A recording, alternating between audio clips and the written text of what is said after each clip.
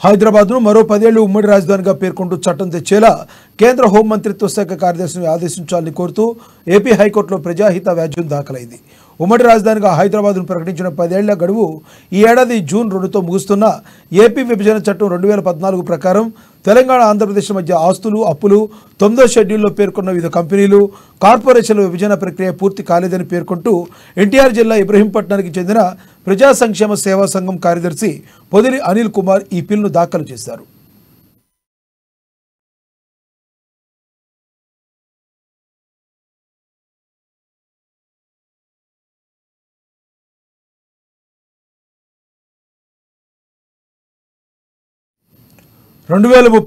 June 2 వరకు ఉమ్మడి రాజధానిగా హైదరాబాద్ను ఉంచాలని కేంద్రాన్ని కోరుతూ చర్యలు తీసుకునేలా ఏపీసీఎస్ను ఆదేశించాలన్నారు.